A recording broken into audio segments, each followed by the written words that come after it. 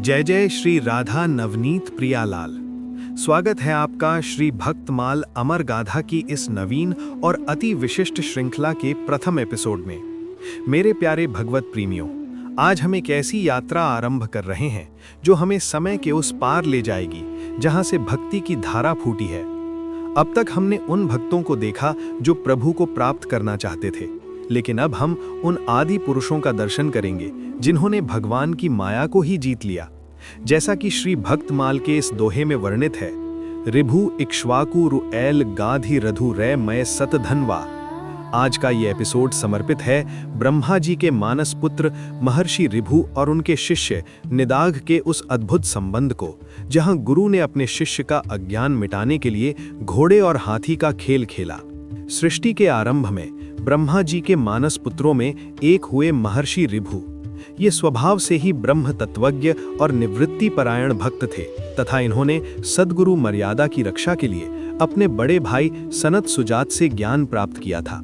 इनकी स्थिति ऐसी थी कि ये सहज समाधि में रहते थे, मल विक्षेप से रहित होकर जहां कहीं भी पड़े रहते थे और शरीर के अतिरिक्त इनकी कोई कुटिया नहीं थी।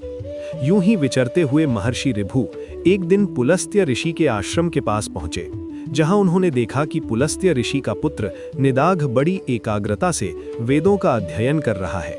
निदाघ ने आगे आकर उन्हें नमस्कार किया। उसके अधिकार को देखकर महर्षि रिभु को बड़ी दया आई और उन्होंने सोचा कि ये बालक केवल शब्दों को रट रहा है। उन्होंने निदाघ से कहा, निदाघ, इस जीवन का वास्तविक लाभ आत्मज्ञान प्राप्त करना है। यदि वेदों को तोते की तरह रट लिया और वस्तु तत्व का ज्ञान न हुआ तो वो किस काम का। महर्षि रिभु की बात सुनकर निदाघ की जिज्ञासा जाग उठी और उसने उन्हीं की शरण ली।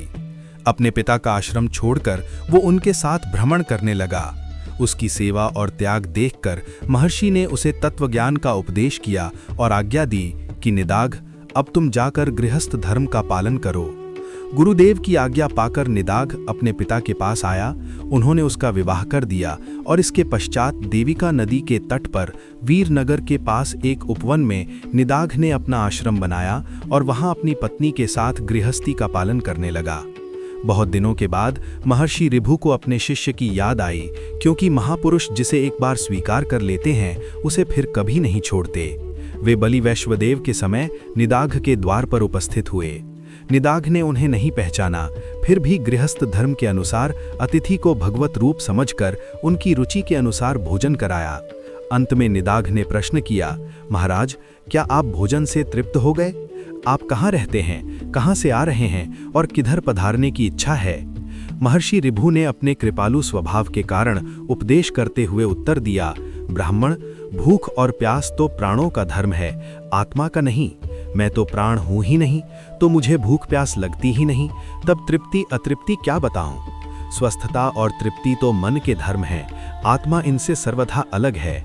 रिभु ने आगे कहा, रही बात आने और जाने की, तो सुनो, आत्मा आकाश की तरह सर्वत्र व्याप्त है, उसका आना जाना नहीं बनता, ना मैं आता हूँ ना जाता हूँ।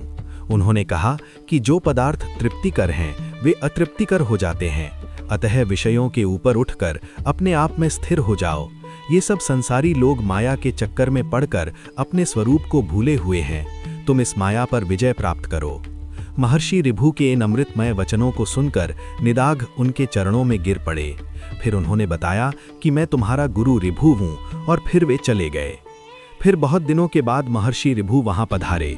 संयोगवश उस दिन वीरपुर नरेश की सवारी निकल रही थी और सड़क पर बड़ी भीड़ थी। निदाघ एक ओर खड़े होकर भीड़ हटने की प्रतीक्षा कर रहे थे। इतने में ही महर्षि ने इनके पास आकर पूछा, ये भीड़ कैसी है? निदाघ ने उत्तर दिया, राजा की सवारी निकलने के कारण भीड़ है।